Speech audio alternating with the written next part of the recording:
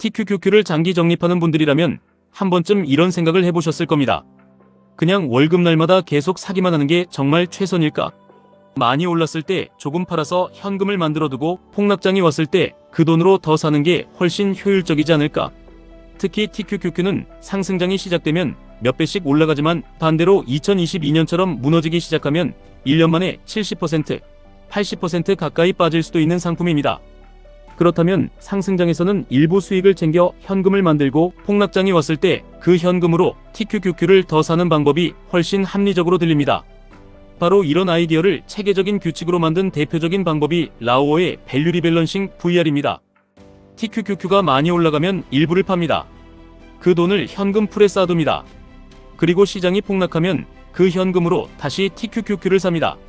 쉽게 말하면 비쌀 때 조금 팔고 쌀 때 더 많이 사는 겁니다. 반대편에는 정말 단순한 투자자가 한 명 있습니다. 이 사람은 아무것도 계산하지 않습니다. 월급이 들어옵니다. TQQQ를 삽니다. 시장이 올라도 삽니다. 폭락해도 삽니다. 팔지도 않습니다. 그냥 10년 동안 계속 모읍니다. 그렇다면 똑같은 돈으로 지난 10년을 투자했다면 어느 쪽이 더 많은 돈을 만들었을까요? 그래서 실제 지난 10년 TQQQ 데이터를 가지고 계산해봤습니다. 그런데 결과가 재미있었습니다. 세금을 빼고 계산하면 VR이 이겼습니다. 그런데 한국 투자자가 실제로 부담하게 되는 중간매도 세금까지 넣는 순간 승자가 바뀌었습니다. 그리고 이유는 단순히 세율 22% 때문만은 아니었습니다. 오늘은 그 차이를 숫자로 보겠습니다. 조건부터 똑같이 맞추겠습니다. 2016년 8월부터 2026년 8월까지 10년. 처음 투자금 1000만원. 그 이후 10년 동안 추가로 넣은 돈은 총 1억 2천만원. 총 투입금은 똑같이 1억 3천만원입니다. VR은 지갑 10, 밴드는 위아래 15%. 2주마다 B값을 갱신합니다.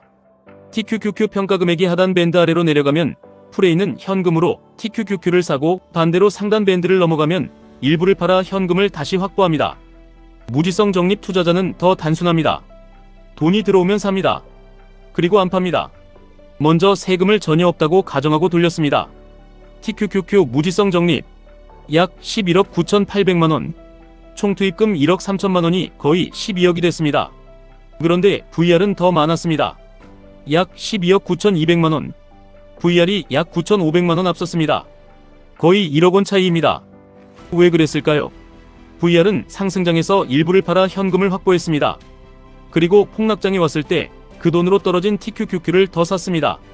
지난 10년 데이터에서는 이 구조가 실제로 효과를 냈습니다. 그러니까 여기까지의 결론은 분명합니다. 세금이 없다면 이번 조건에서는 VR이 더 효율적이었습니다. 그런데 현실에는 한 가지가 빠져 있었습니다. 세금입니다. VR은 상승장에서 실제로 TQQQ를 팝니다. 그리고 수익이 난 상태에서 매도하면 양도 차익이 확정됩니다. 한국 투자자의 해외 주식은 한 해 동안 발생한 양도 차익과 양도 차손을 합산한 뒤 기본 공제 250만원을 제외한 금액에 일반적으로 22%의 세금이 적용됩니다. 반면 무지성 적립 투자자는 10년 동안 한 주도 팔지 않았습니다.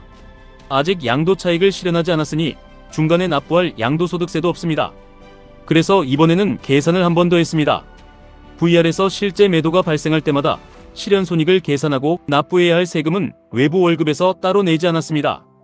VR 계좌 안의 현금 풀에서 실제로 빼버렸습니다. 그래야 두 투자자에게 들어가는 외부 자금이 똑같기 때문입니다. 이렇게 다시 돌려보니 특히 2020년에는 약 1,900만원, 2021년 약 2,100만원, 2025년 약 2,200만원 수준의 세금이 계산됐습니다. 다른 해의 세금까지 합치면 이번 백테스트 조건에서 10년간 VR의 중간 매도로 발생한 세금은 약 1억 2,900만원 수준이었습니다. 그런데 여러분, 여기서 가장 중요한 부분이 있습니다. VR의 최종 자산이 줄어드는 이유를 단순히 세금 1억 2,900만원 때문이라고 생각하면 안 됩니다. 예를 들어 2020년에 1,900만원이 세금으로 빠져나갔다고 생각해 보십시오. 그 돈은 2021년 TQQQ 상승장에 참여하지 못합니다. 그 1,900만원으로 TQQQ를 살 수도 없고 그 돈에서 발생할 수 있었던 수익도 없습니다. 2021년에 빠져나간 돈도 마찬가지입니다. 그 이후 몇 년 동안 시장에서 일하지 못합니다. 그래서 나중에 VR의 세전평가액과 세금 반영평가액 사이에 3억원 가까운 차이가 생긴다고 해도 그 3억원을 전부 세금으로 냈다는 뜻이 아닙니다. 직접 빠져나간 세금은 약 1억 2,900만원입니다. 나머지 차이는 그 세금이 일찍 빠져나가면서 이후 상승장에서 벌지 못한 복리의 차이입니다. 세금은 현재의 돈만 가져가지 않습니다. 그 돈이 앞으로 벌 수 있었던 수익까지 함께 없애버립니다. 그리고 이 문제가 가장 극적으로 나타난 시기가 2022년입니다.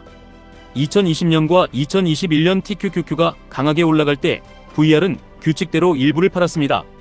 그래서 현금 풀을 만들었습니다. 그리고 2022년 폭락장이 찾아옵니다. 이때 VR의 현금은 방패가 아닙니다. 총알입니다. 폭락을 막기 위한 현금이 아니라 떨어진 TQQQ를 더 싸게 사기 위해 준비한 총알입니다. TQQQ가 떨어집니다. VR은 현금을 투입합니다. 더 떨어집니다. 또 삽니다. 바로 이 순간을 위해 상승장에서 현금을 모아둔 겁니다. 그런데 문제가 하나 있습니다. 그 총알 중 일부가 이미 세금으로 빠져나갔다는 겁니다.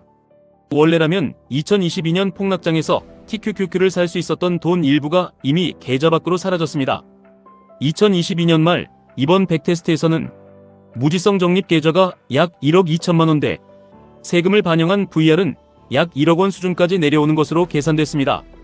즉 VR이라고 폭락을 피해간 것은 아닙니다. 3배 레버리지 TQQQ를 사용하는 이상 엄청난 낙폭 자체는 피하기 어렵습니다. 오히려 VR의 핵심은 폭락을 막는 게 아니라 폭락했을 때 현금을 투입해 더 많은 TQQQ 수량을 확보하는 데 있습니다. 그런데 과세 계좌에서는 그 현금 일부가 세금으로 줄어든 상태에서 폭락장을 맞게 됩니다. 그리고 시장은 다시 상승했습니다. 바로 여기서 세금으로 빠져나간 돈의 복리 차이가 본격적으로 벌어집니다. 이제 최종 결과를 보겠습니다. 2026년 8월 무지성 TQQQ 적립식 약 11억 9,800만원. 이 투자자는 10년 동안 한 주도 팔지 않았습니다. 그리고 이번 비교에서는 10년째 되는 날에도 전량 매도하지 않습니다. 그냥 보유하고 있는 TQQQ의 평가액을 그대로 비교합니다. 따라서 마지막 전량 매도 세금을 미리 붙이지 않았습니다. 그렇다면 VR은 어떨까요? 이미 납부한 중간 매도 세금을 계좌에서 실제로 차감하고 2026년에 이미 실현됐지만 앞으로 납부해야 할 예상 세금까지 반영했을 때 이번 백테스트의 실질적인 평가액은 약 9억 9,500만원 수준으로 계산됐습니다. 다시 보겠습니다. 세금이 없다고 가정하면 무지성 적립 약 11억 9,800만원, VR 약 12억 9,200만원, VR이 약 9,500만원 이겼습니다. 그런데 VR의 중간 매도 세금과 그 돈이 일찍 계좌 밖으로 빠져나가면서 잃어버린 후속 복리까지 반영하자 무지성 적립 약 11억 9,800만원, VR 약 9억 9,500만원. 이번에는 무지성 적립이 약 2억 원 앞섰습니다. 승자가 완전히 뒤집혔습니다. 이 결과를 보고 그러니까 VR은 잘못된 전략이다, 이렇게 결론 내리면 안 됩니다. 세금을 제외하면 VR은 이번 10년 데이터에서 실제로 무지성 적립보다 약 1억 원 가까이 더 높은 평가액을 만들었습니다. VR의 매매 구조 자체는 효과가 있었습니다. 상승장에서 현금을 만들고 폭락장에서 그 현금을 다시 투자하는 전략은 작동했습니다. 문제는 한국 투자자가 과세 계좌에서 실제로 이 전략을 실행할 때입니다. 매도에는 세금이 따라옵니다. 그리고 세금은 생각보다 일찍 복리의 일부를 계좌 밖으로 빼갑니다.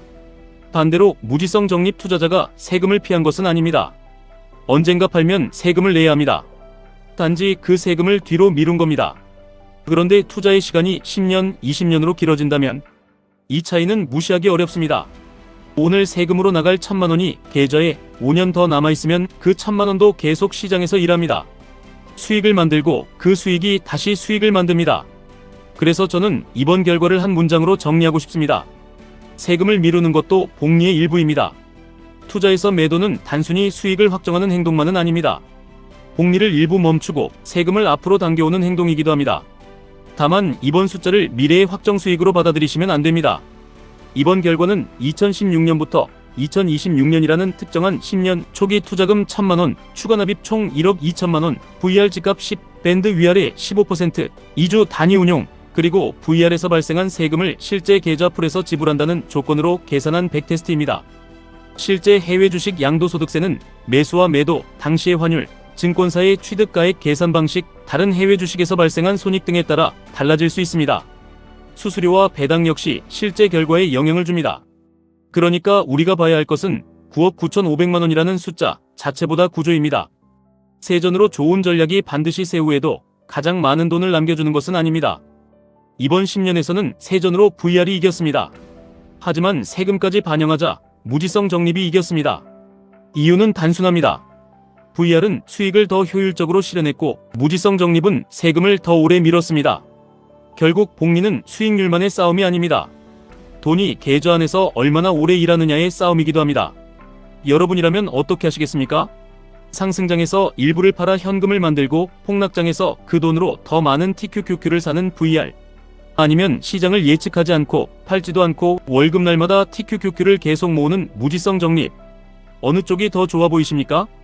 그리고 더 중요한 것은 어떤 전략이 숫자상 가장 완벽하냐가 아니라 여러분이 세금과 폭락장까지 모두 견디면서 10년 동안 실제로 실행할 수 있느냐입니다. 지금까지 1분 투자 하이젠버그였습니다.